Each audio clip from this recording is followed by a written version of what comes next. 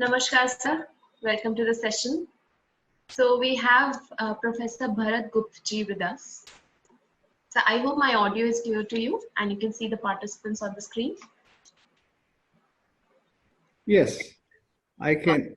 Yeah, Perfect. And you can, and not at all. I can see you all, and I would try to make it. So on the top right, click on the 9 dots, the gallery view option, and then you'll be able to see all the participants at once on your screen. That is what I'm trying to do. Okay. In the view, there is the gallery view. Yes. Here it is. Yeah, perfect, sir. So now I will just take a moment to introduce you to the participants. Sir would be taking up a session on practicing dharma in the present day. About Sir, Professor Bharat Gupta is an eminent Hindu intellectual and is a retired faculty from the University of Delhi. He is a classicist, theatre theorist, sitar, and surbahat player, scholar of Hinduism, musicologist, cultural analyst, and a newspaper columnist. That is a diverse profile, I must say. He is trained in both Western and traditional Indian knowledge systems using the texts in Hindi, English, Gujarati, Sanskrit, and Greek. He was a McLuhan Fellow for Communication at the University of Toronto and a Senior Fellow at the Onassis Foundation, Greece, where he researched on classical Greek theatre. He has lectured extensively on Indian music, theatre theory, and Hinduism. He also has a visiting professor. He was also a visiting professor at Greece and jury member of the Onassis Award for Drama. He is visiting faculty at National School of Drama, Delhi, and a trustee and executive member at Indira Gandhi National Center for the Arts.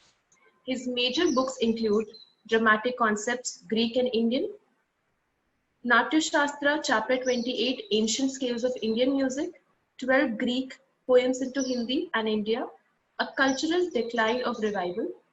He has 195 video talks on his YouTube channel. So it is a pleasure to have you in this forum with us, and now the stage is all yours. Thank you, sir. Namaskar, everybody. Shri Guru Bhyo Namaha. So I begin with the Mangala Charan. Yastanmayad Hridaya Samvadanakramena Rakchitra Shakti Gana Bhumi Vibhaga Bhagi Harshullasat Parvikar Joshah Karoti Vande Tamam Tamahamindu Kalavatamsam. I'm very happy to be with you all and speak to you about a subject which is of vital importance not only to us in India, but to people all over the world today. And the subject is that practicing dharma in the present time. Now, when one uses the word dharma, then one is obviously talking of something which belongs to our civilization, which has been defined in our civilization, but which is certainly universal, which is not something specific to India. It is not something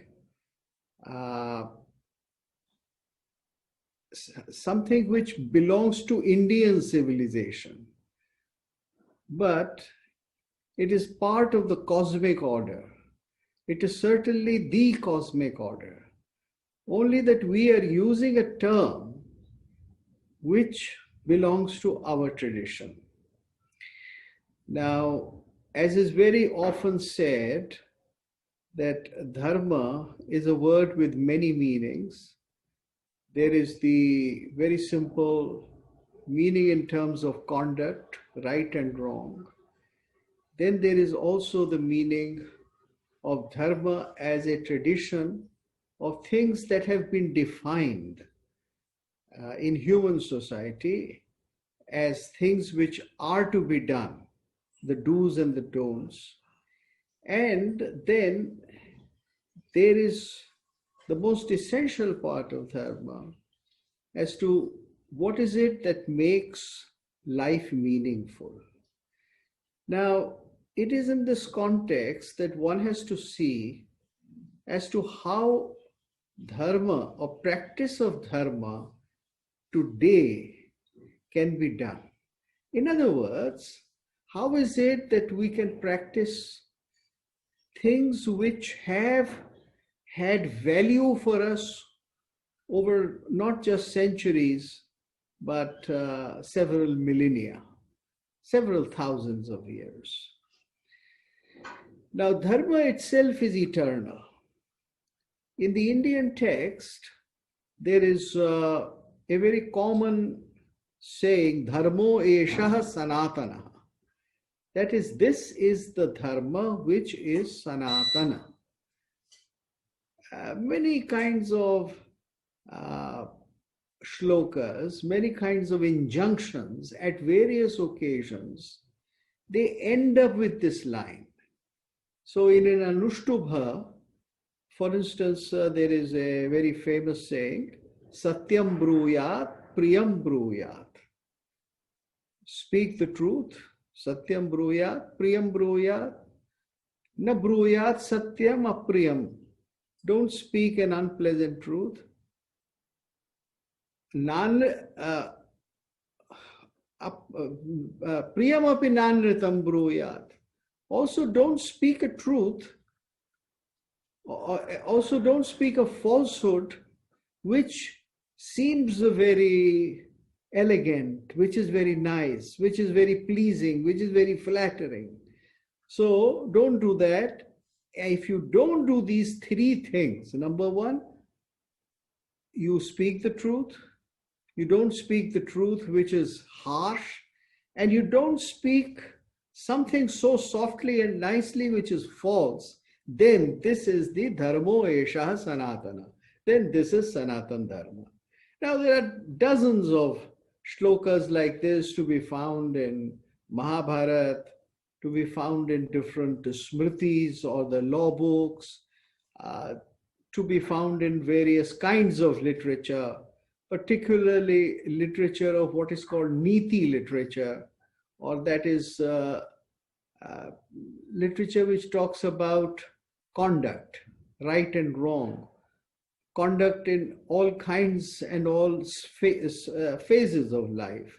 So it can be something right from, let us say, a very simple book like not just the Arthashastra, but something like even the common stories. So Panchatantra, for instance. So dharmo eshaha sanatana.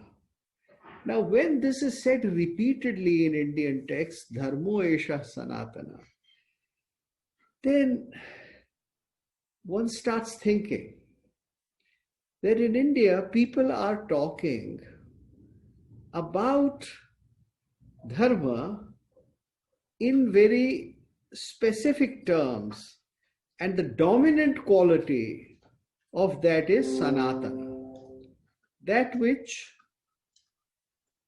is there for all times, that is not for just a few times or a few occasions. So here sanatana dharma means eternal law, everlasting law. So this is the first quality of dharma.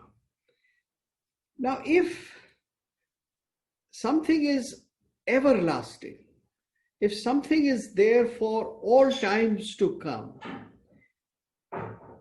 then that thing cannot be defined just for one particular age, time, area, desha, or kala. It has to be something bigger than that. And if it is something bigger than that, if it is eternal, then how is it going to be practiced in a given time, in a particular place?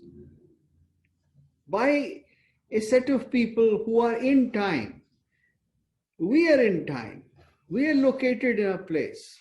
I may be in Delhi, let us say in modern time, you may be in Chennai, and somebody else may be in another part of the world. So, if people are living in different times and they've come from different kinds of backgrounds and they have different nature, because everybody is not born with the same nature, education, predilection, then how is it that eternal dharma can be practiced? You see, that's a very that's a very important question, and this contradiction between the timely, something placed in time, and something which is supposed to be eternal, how are you going to resolve it? You see, one knows very well that there are philosophies and there are religious systems which have their codes which are supposed to be eternal in the sense that they would last till the apocalypse, till Qayamat. You see, till the final day of the judgment. And in the Judaic tradition, there is a tendency to spell out laws as eternal laws, but which are very specific. And like the 10 Commandments in Christianity, like a large number of sayings in the Holy Quran. And you hear constantly from the clergy of these two religions that these are eternal laws in which change cannot happen. And very often when there is a small type of a change, then that is strongly resisted, and it is resisted in the name of a divine sanction. That this is something which has to be given, which has been given. It's like the moving finger that wrote with fire, and the tablets were brought down by Moses as the 10 Commandments. Or it is a revelation which has come down through the angel Jibril to the Prophet Muhammad. So the set of law books is there for all times to come. Now that is one concept of what is there for all times to come. So the very first question that arises is that do we have certain things in India which are there for all times to come in the same manner? And should dharmo esha sanatana be interpreted in the same way? Now you can simply come round and tell me that yes, there are things like thou shalt not kill, thou shalt not covet your neighbor's wealth or his wife, and so forth. These are some of the very simple things which have to be observed by everybody, and they are eternal. And that is the sense of law, which does not change. They are good for all times to come. But things are not that simple, because we all know that thou shalt not kill is constantly qualified everywhere in the world, and it is qualified in all religious practices. So in reality, what is spelled out as a commandment in any tradition is simply not practiced as an unqualified commandment for all times to come. And yet, there is the injunction that these are some of the eternal laws. So the problem that again and again arises is very simply this, that how do I assess what is eternal, what is sanatan, what is for all times to come, or what is something which is God given with what is to be practiced now? How do I do it? Let's take an example.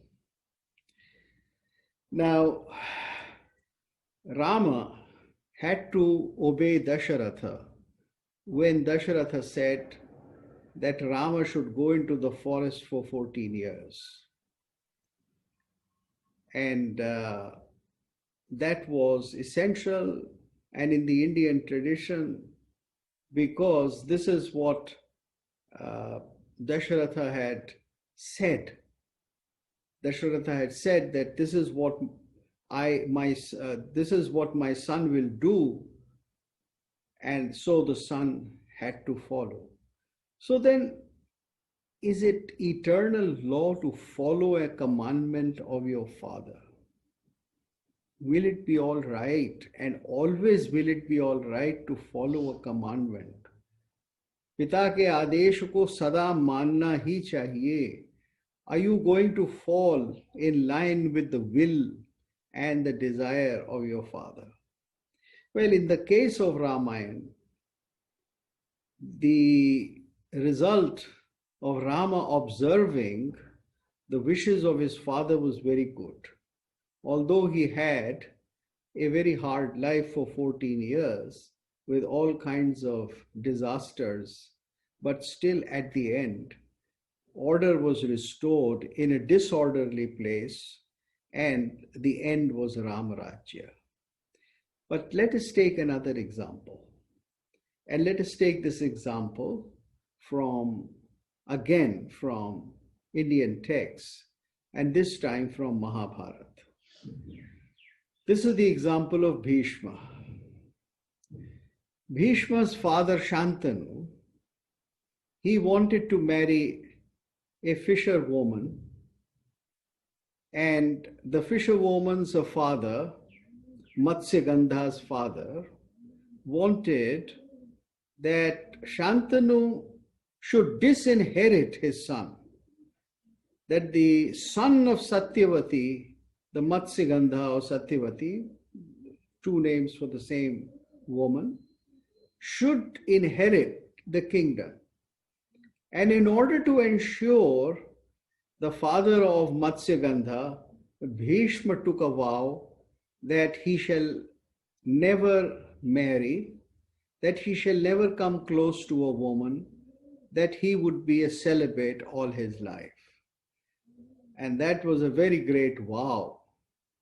And because it was such a great vow, or a terrible vow, terrible in the sense that very few people can even think of it, and the very thought of it strikes awe and terror in one's mind.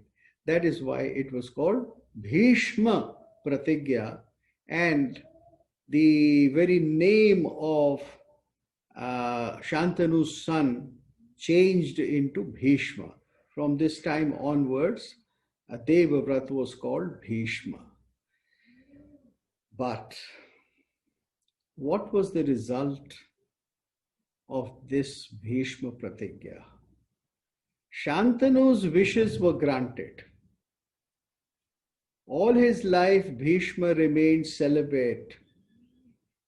But the consequence of his Pratigya was not Ramarajya, was not order, but the consequence of his Pratigya was disorder. The consequence, in spite of the best efforts of Bhishma, were reverse. He said, yes, I'll have no children, but his brothers, Vichitra Virya, and the other, I forget his name, he also could not have any issue. So there was nobody to contest the throne. And then Vyasa was brought in, and Vyasa was ordered to practice niyog with the wives of Vichitra Virya. And the consequence was 3 children, Pandu, Dhritarashtra, and Vidura. Vidur, of course, being a Shudra, could not inherit the kingdom. Pandu died, and Dhritarashtra was blind, and there was Mahabharat between the progeny of Pandu, the Pandavas, and Dhritarashtra, the progeny of Dhritarashtra, that is called the Kauravas. So the consequence of Bhishma Pratigya was Mahabharata. And Bhishma was never able to enforce law, righteousness, or dharma. There was no occasion on which Bhishma could give or talk sense to Duryodhana. He fought for Duryodhana. He died on a bed of arrows. He gave the great sermon of wisdom to Yudhishthir, but in practice, the consequence of his pratigya was unfortunate. It was bibhatsa. It was horrible. Now, you see, it is the same principle. Obey the wishes of your father. But in the case of Rama, the consequence was Ramarajya. But in the case of Bhishma, the same kind of effort, the consequence was Mahabharata.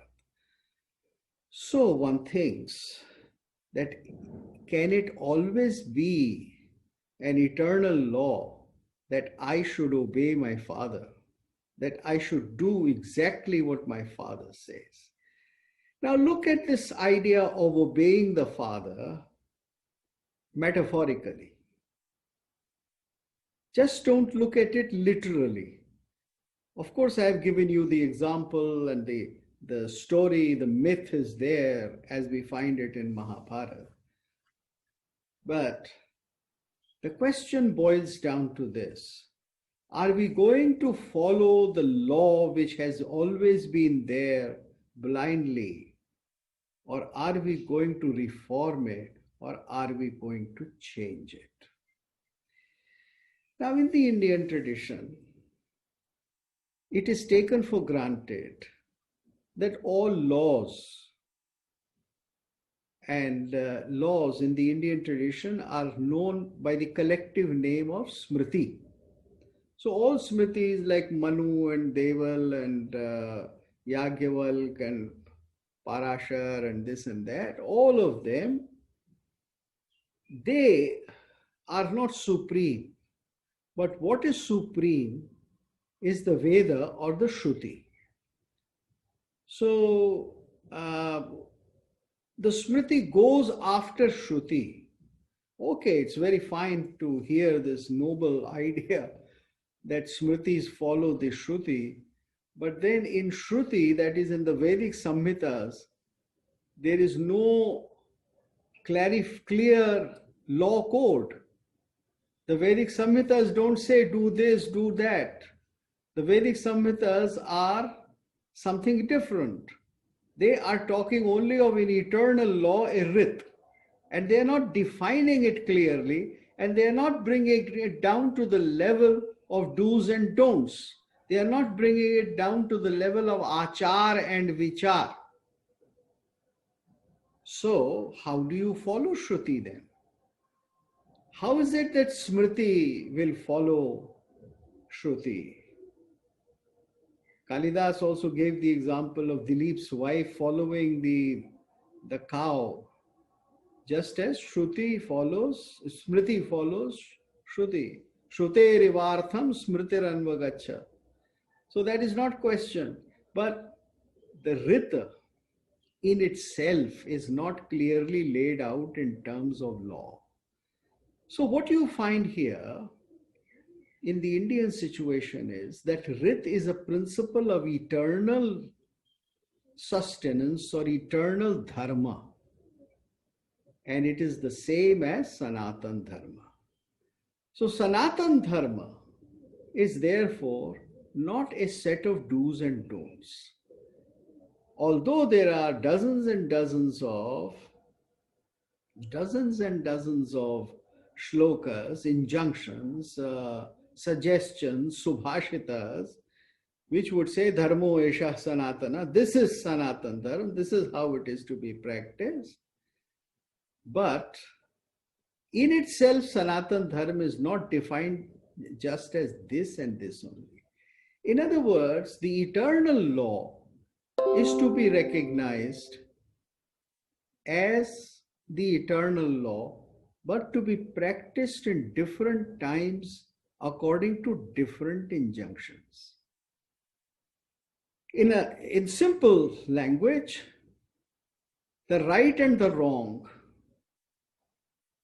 the definition of what is right and what is wrong, what is best, is something that changes with desh and kal, with time and place. In the Indian system, we had a system which was called Shastrachar. That is the laws which are given in Manusmriti, in Yagyavalkya, and in various Shastras, the laws are given. But there is also something which is practiced in various parts of India, which was called Lokachar.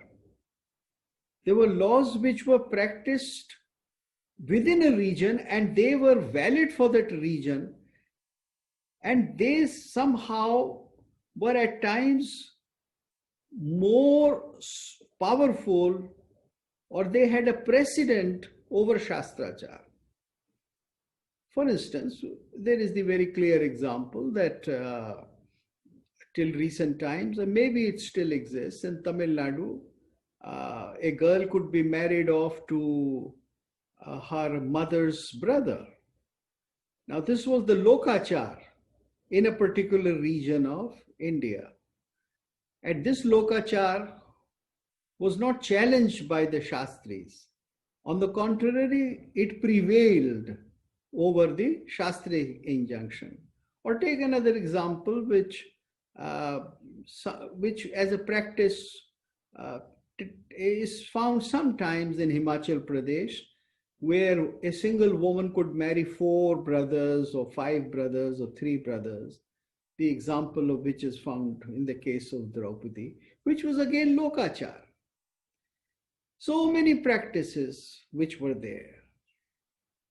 Now, the idea that achar, that practices, they have to change with time, they have to change with place, and yet follow dharma.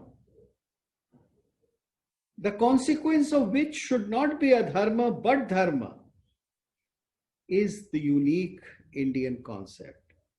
So Draupadi marrying the 5 Pandavas was not the cause of Mahabharata, but on the contrary, Draupadi was the great force that led to fighting of Mahabharata. She was the great inspiration behind the 5 warriors, and therefore victory came to Dharma. Now, I have given you all this as a framework to be inherited from the Indian value system. How do we practice it today, and where does it connect with our lives in the present time? You see, this is the important question. And I'll try to say a few things on it for next 10 minutes. And then I'd like to take questions, very short, quick questions from you, and give my answer to each one of you, and that way continue with my lecture in that manner. In the present day, it is very often said that we don't follow the Shastras, we don't follow the Smritis, but we have what is called a modern Smriti, which is our constitution. Now, this is something which one hears all the time, and many intellectuals keep repeating it. I, for one, am not very fond of hearing it, and I don't really like it, because it seems to me that the modern constitution is not in every way, every possible way, a smriti, because it is something which is more colonial than Indian, and therefore it does not inherit the tradition, nor does it have that flexibility which the Indian system had before the coming of the British. Even in the Islamic rule, Hindu society had very flexible laws to follow in terms of Shastrachar and Lokachar, which it does not have anymore with very simple, clear, laid out rules by the British, and then more or less the same thing was incorporated in 1950 to make the Constitution. But I am not going to talk about the Constitution versus the Smritis. This is not the subject of the topic or the topic of my talk today. What I am going to talk about is, more broadly, how to reconcile your tradition with your present situation.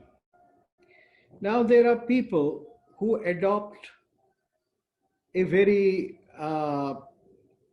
modernist view to tradition. That is, they simply say that this tradition is to be rejected in favor of modernity. For instance, they would say, we don't believe in caste anymore. The Indian constitution does not allow anything called the Varna or the Jati system. And therefore, categorization of Indian population and practice of it cannot happen anymore. And hence, in practice, one should not marry according to Varna Ashram preferences of the earlier times. And at the same time, the Indian constitution has a categorization of people, its population, in terms of the upper caste, the middle classes, the upper classes, the middle classes, the backward classes, the scheduled caste, the scheduled tribe. So somehow or the other, and then benefits are distributed according to that. So in other words, we operate in the Varna system with a few changes, and we still call it that we have come out of the Varna system, that we are living in a world in which there is no caste distinction. See, this is a contradiction in which we are living right now. So we have something called affirmative action or reservation, and the state treats those people in terms of those definitions as it used to treat people in terms of Brahmana, Kshatriya, Vaishya, and Shudra distinction earlier. So we still have the distinction based upon classes and Varna and Jati. And yet we say, so how do we reconcile these things if we do not know how to reconcile our tradition, and if we do not know how to reconcile our tradition with modernity? In this, what is most essential is to understand what are the real values of tradition, and what are the things that can be taken from tradition for the practice of dharma. If one is only going to stick to certain achar vichar or classification as it once existed in our society, let us say 1,000 years ago or even 600-700 years ago, we will not find any respite, or we will not find that things are progressing in a happy way for us, because the economic order has changed. We live in a industrial society. We are no longer a pre-industrial agrarian society in India. We are a post-industrial state, and we have a whole economy which operates very differently. So the same kind of Varna Vyavastha, the same classification will not work. That is why we have all these contradictions still going on, that we often try to stick to our old order, but we find that old order does not have any validity, especially to the young, anymore. And it is at this point that all these contradictions arise, which can be defined in terms of should I obey my father? Should I not obey my father? Should I have a marital alliance with a person according to the old system or according to the modern system? You see, these are very simple questions that confront us day in and day out in our society today. The way out, to my mind, is that if you understand the essential principles of Sanatan Dharma, which were practically existing in ancient times, if you understand those very principles, and if you apply the principles rather than the solutions which were available to the older societies, then we would be able to follow tradition and at the same time be modern. So, how can I do that? What is the practical example? I'm again going to take something which is in the contemporary discourse all the time. For instance, look about what is culture and what is civilization and what is my choice today. The classical system was defined by two things. You see, all the smritis were defined by two principles. The two principles were Varna and Ashram. All the smritis talk about Varna Ashram Dharma. In other words, there are certain rules of conduct according to Varna, which is Brahma, Kshatriya, Vaishya, and Shudra, and according to Ashram. Now, in our modern discourse, we talk a lot about Varna or caste, and there are huge debates that Varna is not caste and so forth. But we never talk about ashrama.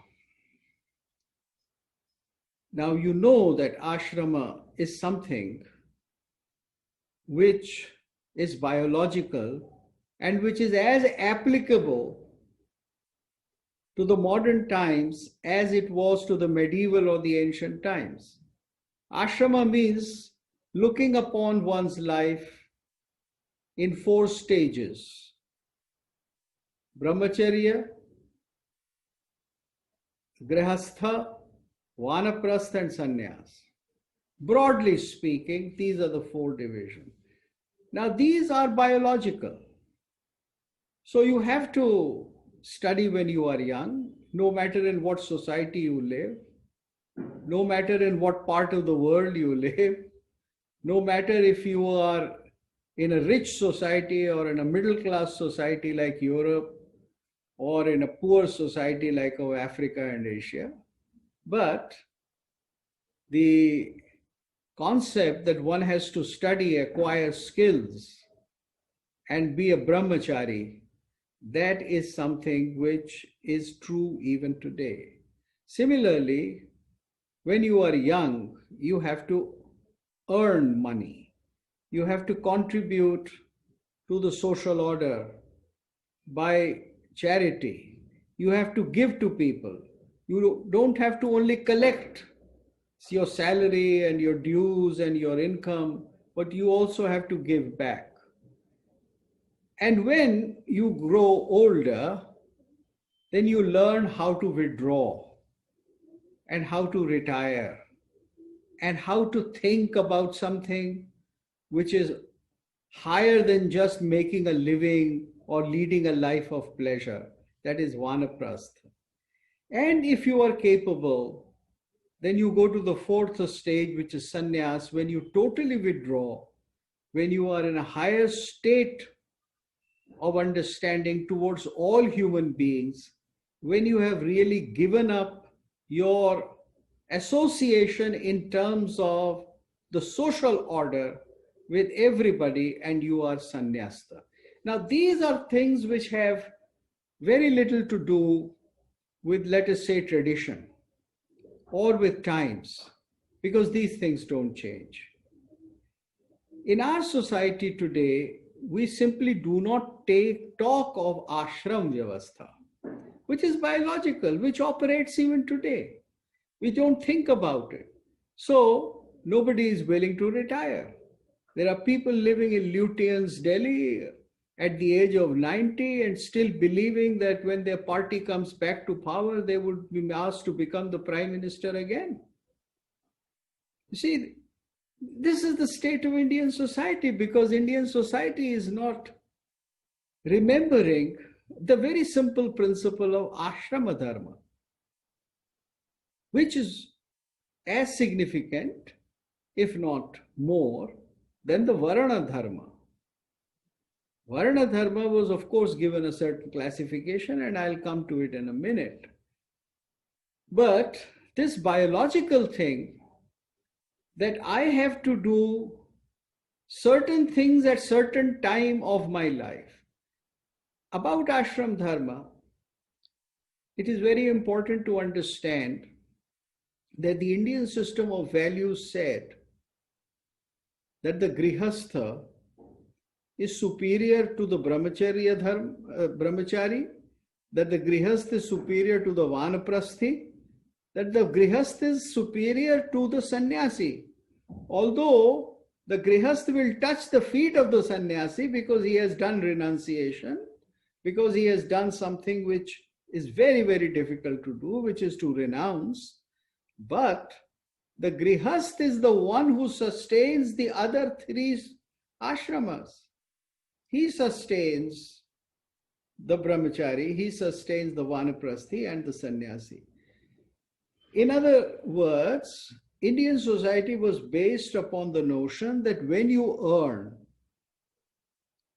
the time when you are collecting things, then you are doing it not just for yourself, but you are doing it for the other three parts of your social system. Now, this is radically different from the modern consumerist system. In modern times, the Hindu society, like all other societies all over the world, has fallen into the trap of consumerism in which you just go on acquiring right from early life till the last day of your life. And your dream is only to retire, to collect money, then to consume that money somewhere on a sea beach, lie around in the sun. This whole concept of retirement or having fun in old age. Now, this is radically different from what our ancestors have practiced. I ask you, how is it not possible that we think of the ashram dharmas even today in which we believe that it is our duty to educate others? In other words, education should be something not to be paid for, but to be provided by the social system. Those who retire, those who meditate, those who create, those who write books, those who give up, they should be honored and they should be looked after also. Both the Vanaprasthi and the Sannyasi. To put it simply, you earn in order to distribute. You earn in order to share. And we should have an economy in which you are given incentives to do this. Today we have an entirely different economy which is based upon capitalism. And the flip side of capitalism is communism, in which the state already wants to acquire almost everything and take care of you that way. There is no role for the individual. So I think, and I have given you this example, that if we change our thought, if we start thinking of practicing dharma in this manner today, in which the grihastha or the bread earner or the one who is making money is doing it with the commitment to sustain teaching of the young and patronization of the old or the elderly, then we'll have an entirely different social system. We'll have an entirely different tax order. We'll have an entirely different system of incentives. We'll have maybe even a very different political system in which politicians would also be asked to practice this thing. Coming back to another 5 minutes, coming back to the Ashrama Dharma, to the Varna. Now you see the Varna, if you look upon the concept of four Varnas, then the concept of four Varnas is certainly or was certainly hierarchical in the sense that the Brahmin was at the top, the Kshatriya, the Vaishya, and the Shudra. But the logic of the so-called top or the so-called hierarchy was very different. You see, today what we do is we look upon the ancient symbols in a very mechanical manner. You are all familiar with that, that popular analysis of Purush Sukta in which Brahman is the head and Kshatriya Bahu and belly and feet, and we take it upon literally. Now, it's not to be taken literally because I don't take my body literally. To each one of us, our feet are as important as our head. Our hands are as important as our belly. And all four things are performing the same kind of function. And all are performing their functions in order to sustain the other. If you see the essence of this hierarchy, if it can be called a hierarchy, the old Varnashram hierarchy, then one who is closer to knowledge, one who is closer to worldly and otherworldly knowledge is the Brahmin. One who is able to protect others from injustice, one who is able to protect the weak is the Kshatriya. The one who is able to earn and distribute. The Vaishya Dharma is not just earning, but also dan, distribute, is the Vaishya. And the fourth, the one who is able to serve in the sense that one operates at a system of skills which are rather simple, but at the same time innovative, and which are contributing to the society as the bedrock of all other activity. Then this is the classification. Now this classification existed in a certain manner in ancient times, and it exists even today. You see, even in United States, the son of a janitor doesn't go to Harvard University. In ancient India, a Shudra could go to a university provided he was or she was exceptional, rather he was exceptional. Similarly, a poor black man will only go to Harvard if he or she is exceptional. So it's again the same process which is followed, but in a different manner according to different parameters. So if you understand the Varnashram, the spirit of the Varnashram system as it was practiced according to certain principles in ancient and medieval times, I think we will then be able to resolve the contradictions that follow us, the contradictions that are confronted by us all the time. And it is in this manner that dharma is to be practiced. So what I have tried to sum up, what I have tried to bring before you, that dharma is number one to be practiced as laws that are under a constant reform and change, the social order, which accept the change in the social order and do not insist upon simply preserving the old social order. Acceptance of that is the acceptance of the eternal law or Sanatan Dharma. The other point that I tried to put before you was that we have to see the spirit of the older laws, and it is on the basis of the spirit that we would adjust the new laws and make new laws, because laws have to be made again and again, and no law is going to be final and full for all times to come. This must be the deep understanding of Indian society. And I must, as the last thing, say that this is the principle which has to be followed by Hindus, Muslims, Christians, Parsis, Sikhs, and all people. It is not possible that the Muslims say that no, we have the eternal law of Quran. The Christians say that we have the biblical tradition. It is not possible to think about resisting the change and resisting seeking the eternal law in a new way. You cannot resist it according to certain given traditions, whether indigenous to Hindu society or as part of certain laws that came with the Judaic order.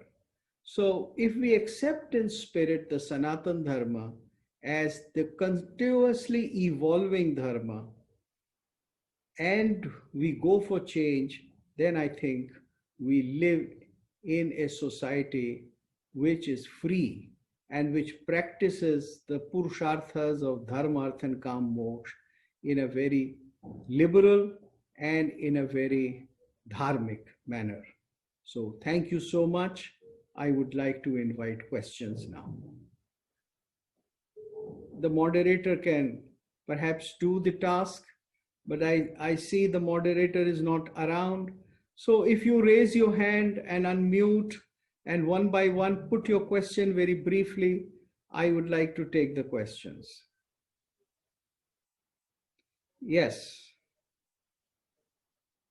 Please raise your hand and ask your question. I do see a question from somebody here, from Dr. Vikas Gupta to everyone. Well, this is just a compliment. Thank you so much. But if you have a question, please raise your hand and then I will. Yes, Renu ji, Bharatji, question? can you hear me? Yes, I can hear you. I just wanted to ask a question. Are you able to hear me? Yes, I can. Thank you. Yes. I had come across this verse called Anukul. What is Anukul for you? You accept that. And what is Pratikul for your emancipation? You reject that. So isn't that a very easy way of deciding what is right and wrong, and for myself, for Okay, a right. full I life? understand what you mean. Now, you see, this word Anukul is a modern Hindi word. And this belongs more like to the modern consumerist society, that what suits me. We, of course, have a philosophy called relativism in modern times, in which people say that one man's meat is another man's poison. So if I'm raised in a manner, things are anukul to me, or if I have a particular kind of nature. Now, this is individualistic. You see, societies are not made that way. Societies are made in a collective acceptance of certain orders, in a collective acceptance of certain values. These values and this order is not personal, not anukul or pratikul. It is something which has to be practiced in terms of its value, not in terms of individual convenience. So this is my answer. Next question, please. Yes, there was a gentleman who wanted. Good afternoon, sir. So would you like me to read the questions from the chat? I'm Dr. Vidya here from DCBS. Yes. I was unable to unmute myself, so I just asked the host to do that. Never mind. Sorry for that inconvenience, sir. Yeah. Yeah. Yes. Anybody would like to ask a question or put the question in the chat? You're free to do that. Yeah, there was a question. Somebody raised a hand, so please Yes. please ask your question. Yeah. Unmute your, yes. I'll take it, sir. Yeah. Yes, there is a gentleman, Shrikant. Lata Ji, who is raising her hand. Okay, Lataji, you can ask the question.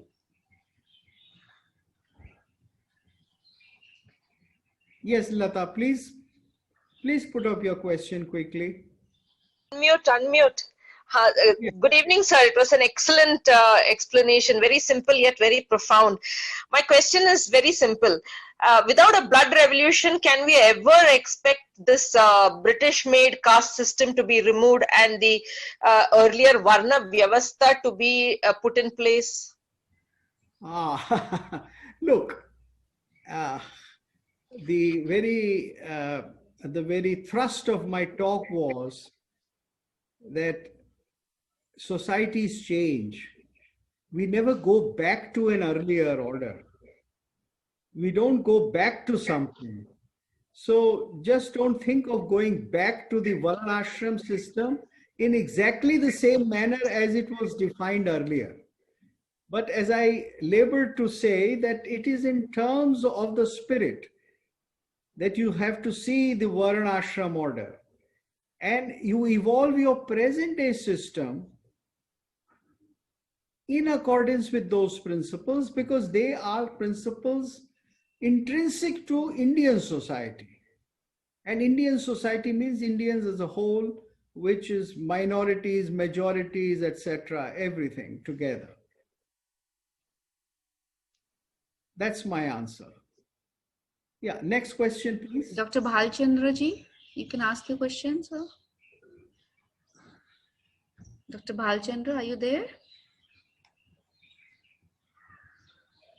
Okay, Mr. Somebody Sunil? else? Hello. Yeah. Yeah, Yes. he's there. Yes. Namaste, sir. Yes, namaste, sir. I had a quick question on the point you gave about the ashramas, sir. So Yes. is it a correct understanding that patronization is the way to make that work? When you say people should retire earlier or come into that stage, how do we actually make that happen? If we leave it just to individuals of the society, that would be difficult, I feel. Yes. Yes, it was always left to the individual.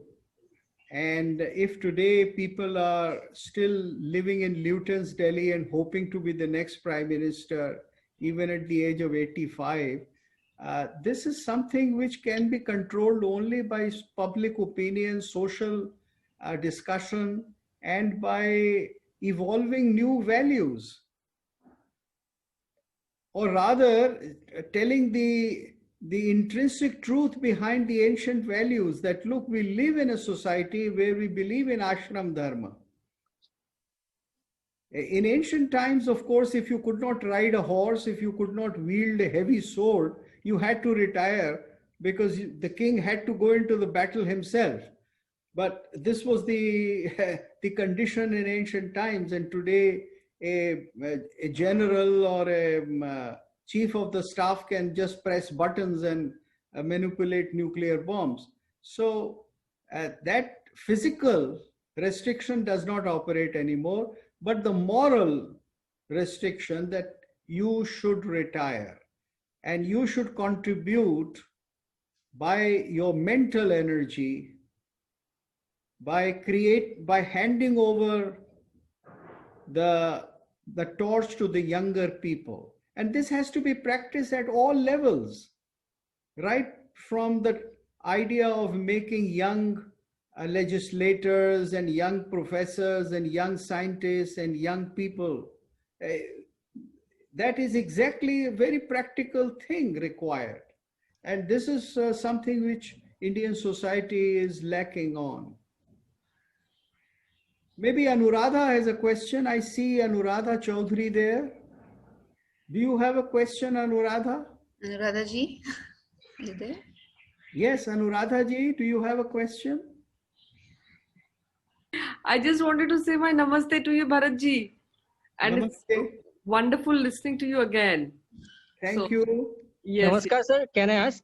Yes, please, go ahead. Sir, Namaskar. Dr. Bhalchandra from Nagpur. Right, sir. Yes, sir. Yes, sir. Sir, without reading the Manusmriti, it is being defamed. In Maharashtra, there is a fashion to burn the Manusmriti on I know. certain day. So what is your view, sir? No, I just 4 days ago in Jaipur Dialogues, I gave a 1-hour talk on Manusmriti. So you can go to the internet and see it there. We have all the details. As I said, Indian society has fallen into a political battle that the whole past is considered as something outdated, useless, and irrelevant. Now, this was an attitude inculcated in us by Jawaharlal Nehru, Chacha Nehru, as he was called, and as I saw him when I grew up in 50s, you know, looking up to Chacha Nehru every 14th of November and going to meet him. But unfortunately, that's what he did.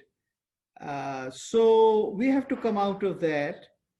And the so-called smritis or classics or ancient literature or philosophies is something that sustains us today, and nothing else will sustain us. You see, a civilization lives by what it has achieved, not in 100 years or 200 years or even 500 years, but in a few thousand years. Of course, there are civilizations which are 500-year-old, like United States of America, but they also are standing on the shoulders of much older civilization. You see, if you go to any American campus, an oldish American campus, then nearly all the best buildings are designed after Greek architecture. So they are harking back to Greek civilization. A society which is 400, 500 years old is resting its values not just on French Revolution, on Benjamin Franklin, but going back right up to European Renaissance and before Renaissance to the ancient Greek times. And you find those thousands of buildings in America made in the Greek style. So what do they mean? They mean that civilizations live by values which have been nurtured for thousands of years. Now, India is making a mistake that it has its own values which are thousands of years old. We don't have to borrow like others. We don't have to run to the Greeks or to the Romans to find the source of civilization like Europeans and Americans have to do. Because we have them. We have them right from Rig Veda, right from Indus Valley. We have incontestable proof of it. We have things which are still living. You know, the women put this simantone and the sindoor in their parting of the hair today. Now, this is archaeologically 7,000 year old. In Mehergarh, they have found little figurines which have that. So we are practically conserving things for these thousands of years. And it is not a matter of fiction, or it's not a matter of false patriotism. It's a matter of our living experience. And we should understand that. Yes. Next question, please. Dr. Nachiketa is there, I think. Yes. Yes, please. What's the question, Doctor? Dr. Nachiket. Yes, sir. Namaskar, sir. Namaskar. Sir, according to you, when our constitution could borrow so many things from the West, why it could not root itself in the Indian knowledge system? What are the single one or two reasons that is there in your mind? Kindly say, sir.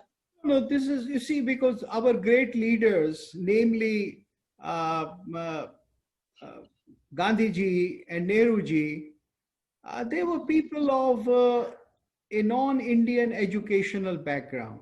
Now, some of you may get shocked when I say that Mahatma Gandhi was non-Indian educational background. But now, when Gandhi is being reassessed, then we find that his morality was a very peculiar system of values based upon Christian morality, about on a particular sect in India called the Pranami Sampradaya, uh, propagated in Jahangir's time by Mahamati Prananath, which believed that Islam and Hinduism are only two sides of the same coin. So all these facts are coming out that Gandhi's education was not an education that harked back to ancient Indian text. It was a very medieval education, or a mixture of modern European values and medieval values. So Gandhi was a mix of, let's say, 400 years of Indian thought, and not very consistent. And I think that applies to a large number of our leaders from 19th century intellectuals. And I would submit, especially to very young people, like I see some of you here. I don't recognize, or I'm not familiar, except with Anuradha, I know her, but with most of you, I would humbly submit to the young people to reevaluate our so-called icons of last 150 years. And please do that mercilessly. Please do that in a nirmam way. What is called in nirmam, that is without any mamata, without any favor. Just be rational, just be analytical. And then you will realize how our leaders, since the so-called Indian Renaissance, heavily failed us in some way or the other. And that would give birth to fresh thinking in India. The same applied to Nehru. There was a very peculiar case of Shri Aurobindo, who was as ignorant as Nehru when he went to England. But somehow, through some miracle, he came back as a person who acquired everything Indian within a few months of his return to India.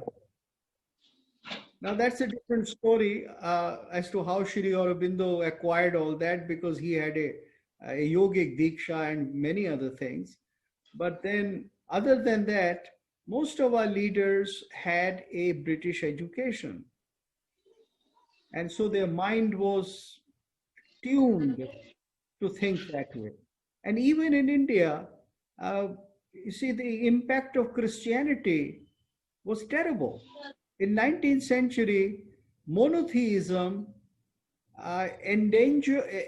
engendered certain prejudices in the Hindu society in particular. And one of the prejudices that it brought in was that Indian philosophies were monotheistic, that we believed in one God, and we believed in a Nirgun God, and that this Nirgun God was the highest, and all Saguna worship in terms of various Devis and Devatas, even including the Vedic Devatas, was inferior and leading to this superior. Now, this was a Christian prejudice. So Swami Dayananda Saraswati opposed the Christians and the Muslims, but at the same time, he accepted the idea that the Supreme God is Nirgun only, that there is no icon worship in Vedas. When every Vedic god like Marut or Pushan or Usha is Saguna. It has a body, it has a qualification, it has a Rupa, Swarupa, and you give offerings to that.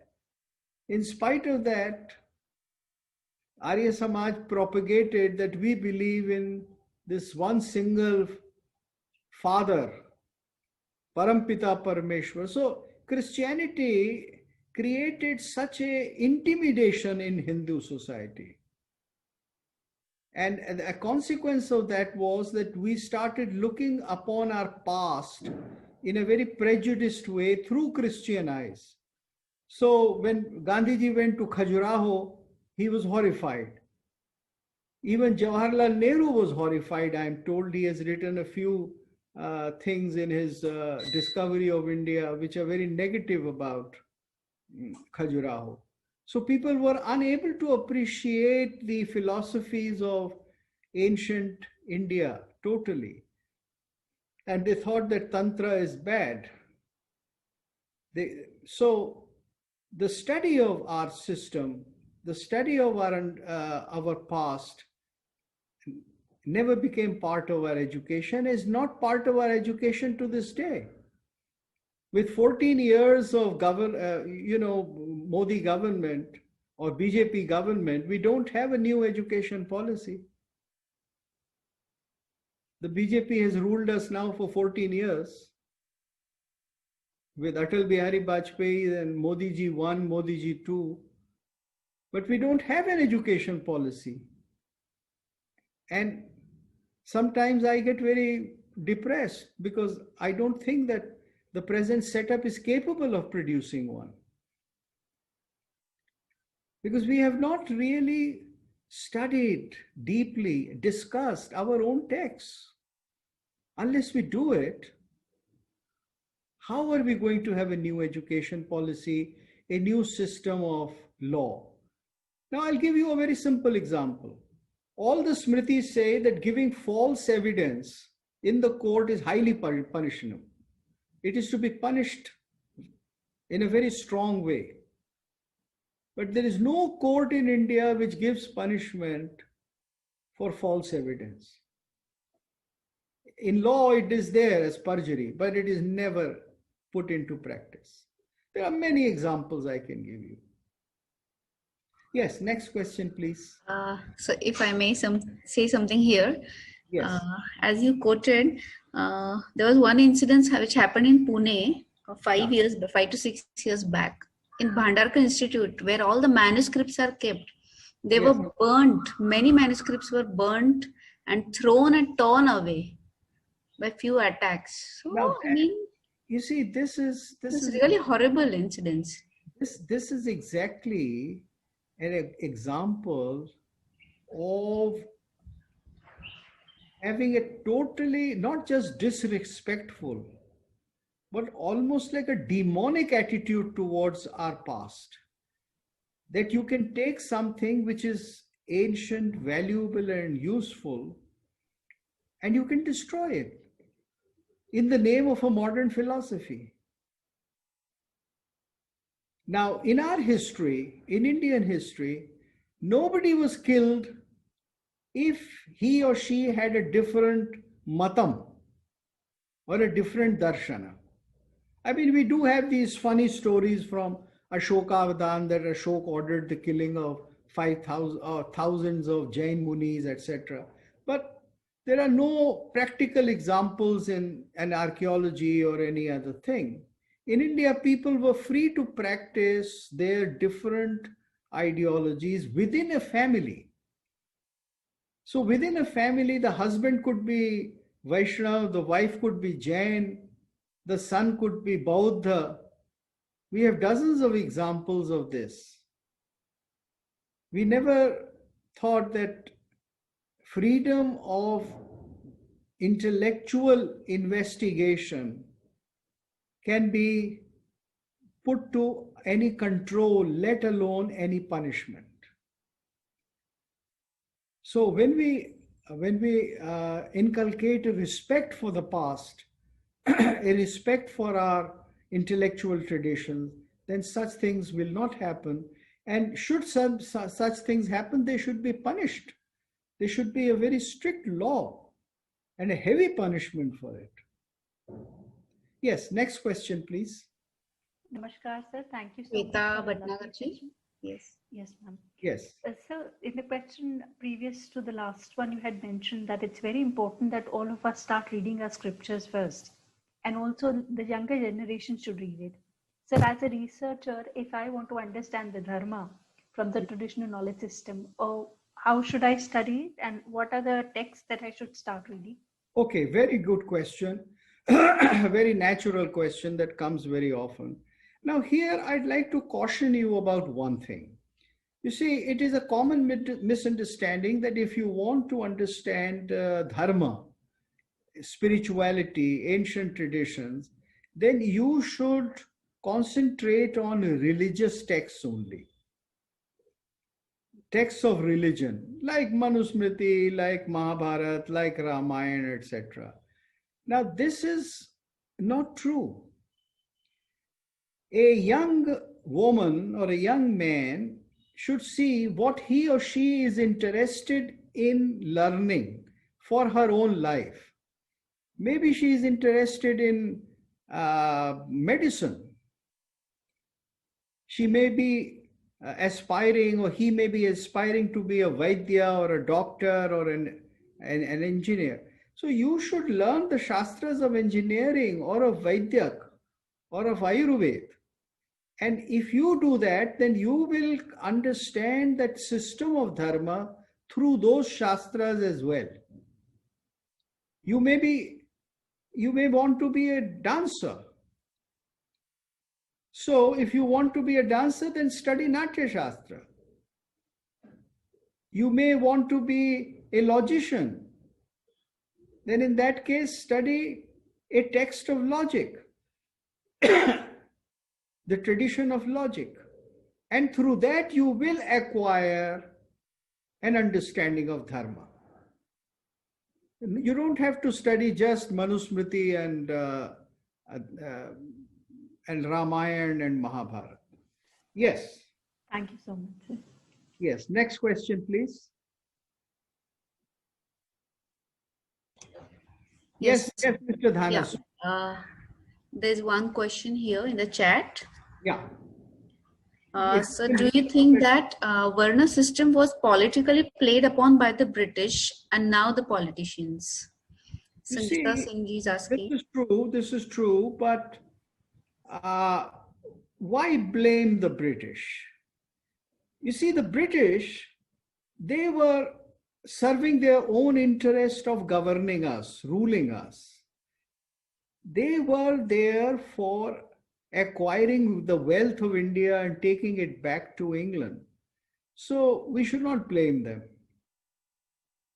We should just get rid of what they instituted, reform it, maybe retain a few things if they are good, but we should recreate.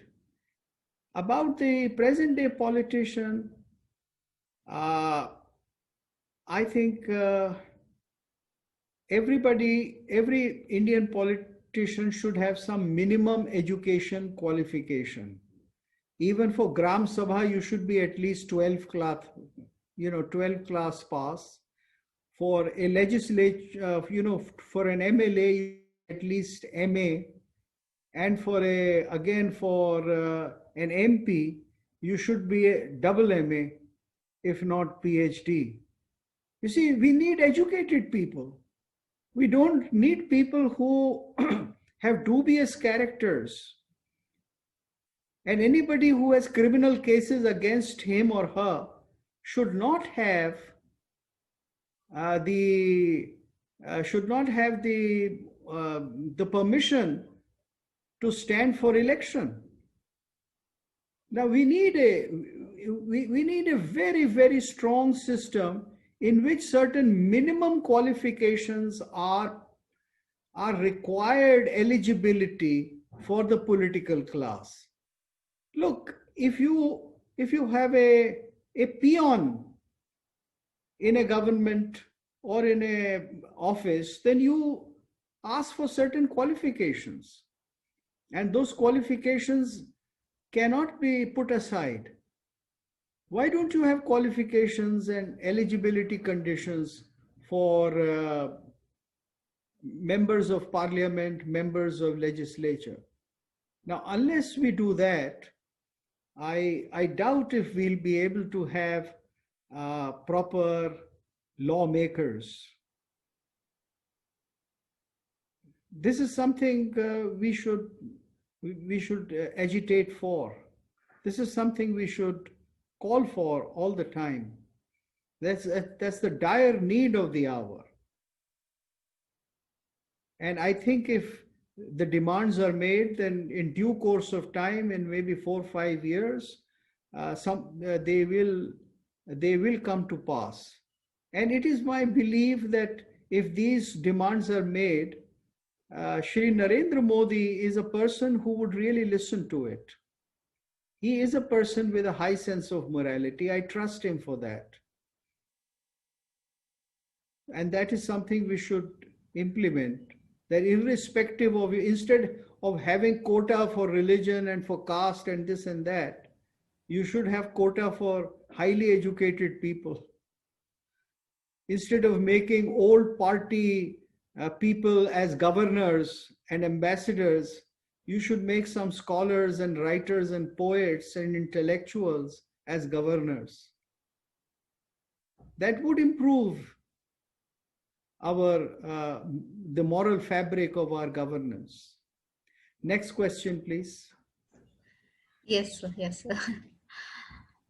Mr. Sachin Patel is asking if the study materials that our next generation would get in the school don't replace with the actual Bharatiya knowledge, then how the new policy of education will be implemented? Yeah, I mean, yours is not a question, it is actually a lament. ये एक प्रार्थना है, ये एक क्या बोलते हैं संस्कृत में इसको कहते हैं अरण्य रोदन, जंगल में रोना. And I have been doing this aranya rodan for 50 years now. मैं 50 साल से यही अरण्य रोदन कर रहा हूँ. Yeah, there is somebody who wants to say something. Yes. Please ask your question. I think that was by mistake, I think.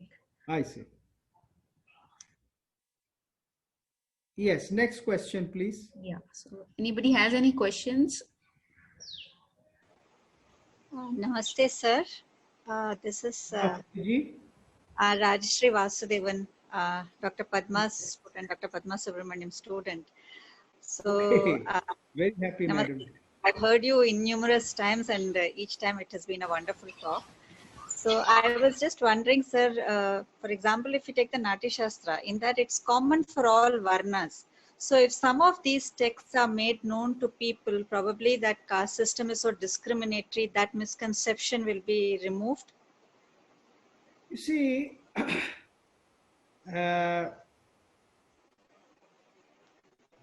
caste system or the Varna Vyavastha had some restrictions. And in modern times, we have broken through those restrictions. But the ancient society always encouraged people who wanted to learn. And ancient societies always provided options to do sadhanas. You see, if in some cases it said that, look, you cannot do this kind of sadhana, or you cannot do a sadhana in this particular manner, or you are denied this, then it always and always provided not one but many options. And the result of those options was the same as the one you were restricting. This is the beauty of ancient Indian or even medieval Indian society, that it provided so many options. You see, the image of Indian society that we have today is a very wrong one based on all kinds of lack of study. Now, for instance, I'll take another very, very common example and something of very practical common concern: sexual relations, marriage. The image we have today is that marriage was just restricted to Varna. Brahma, Kshatriya, Vaishya, Shudra, you could not marry. you had to marry within your varna. Now, this was, of course, true, but a man could marry a woman of a lower varna. A man could also marry or live with a woman who was single. You see, what was called Swairani. If you read Kam Shastra, if you read other texts, then there was a class of women who were called Swairani. That is, they were independent. They did not have a family. They were women, sometimes very eminent women, very learned women. They just stayed on their own. Now, a man could have a relationship with them, a sexual relationship or a lifelong relationship.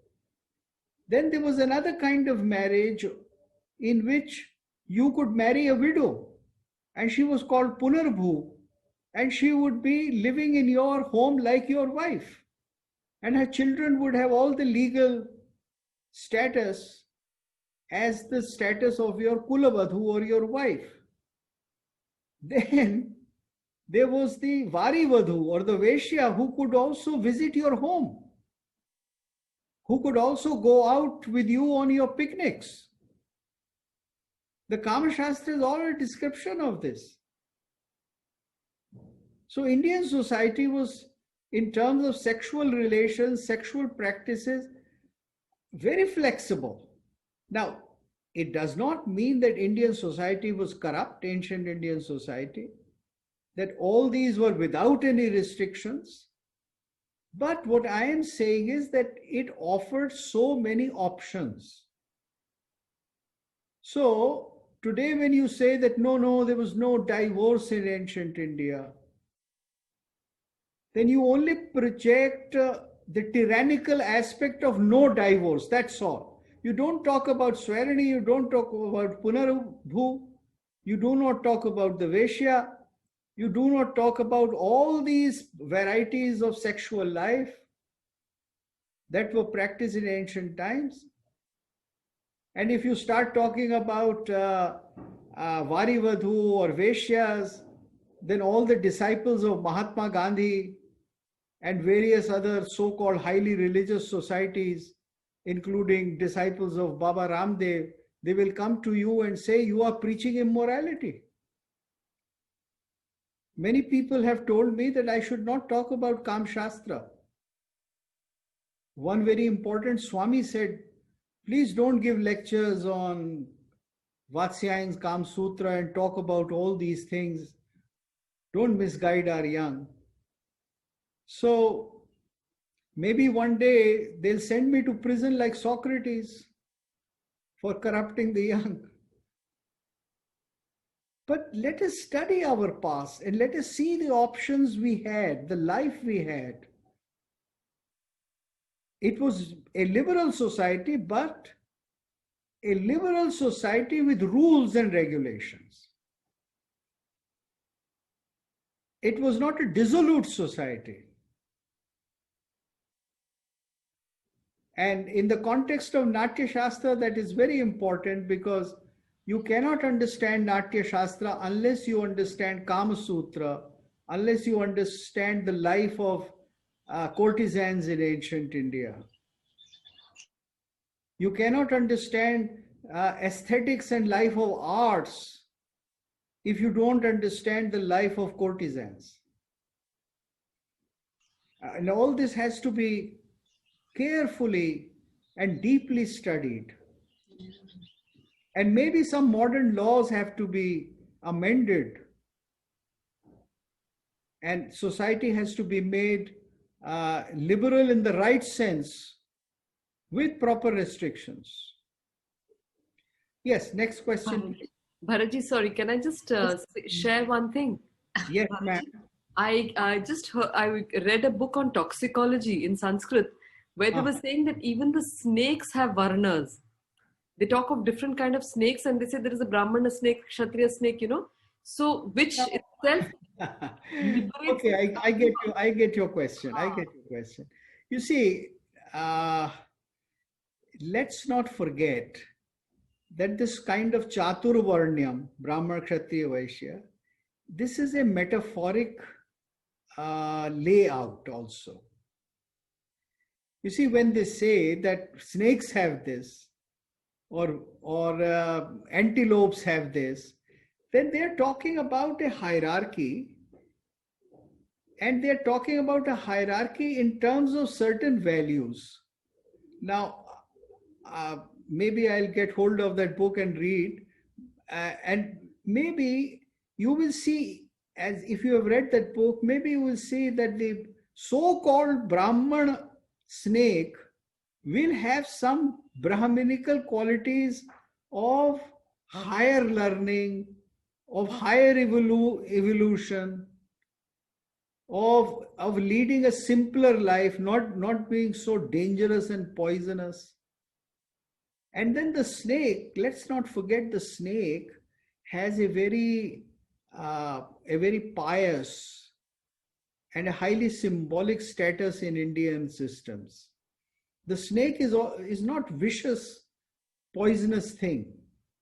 It's not a viper only.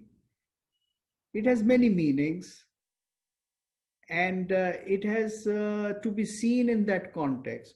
So this category of varna is applied in various kinds of things. I know it is applied in medicine, it is applied in music, but it's a paradigm. You see, it's something like a pratik or a paradigm or a diagram to explain certain things. Yes, next question, So please. much, sir. Thank you. I think we are at the end of the session because we've already exceeded the time. And thank you so much, sir, from Team DCBS and Sri Sri University. I would like to thank you. Honored to have you here, sir.